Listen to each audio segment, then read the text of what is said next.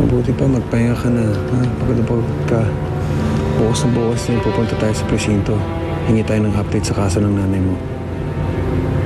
Hindi ko alam kung magagawa ko bang magpahinga lang nag-aalala kay inay.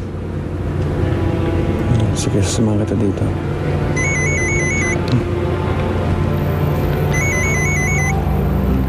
Hello? Hello? Sino to? Carl, si Angela to. Nanay ni Cara, magkasama ba kayo ng anak ko?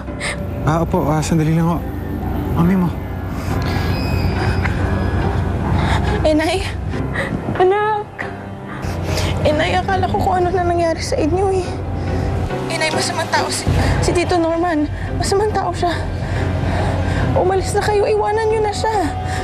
Anak, kahit gustuhin ko man, hindi ko magagawa.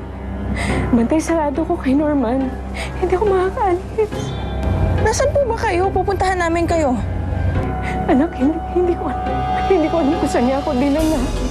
Ha? Nay, tulungan niyo ako.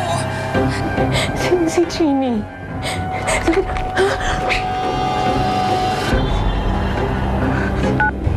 Nay! Nay!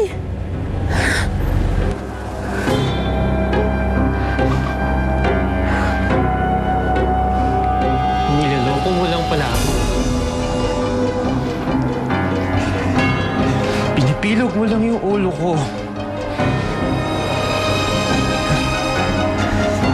Ano sinabi mo sa anak mo? Alam niya ba kung nasaan tayo? Hindi, Norman. Hindi niya alam. Wala! Sinungaling! Carl, nawala. Subukan ko ulit, ha? Subscriber cannot be reached, eh.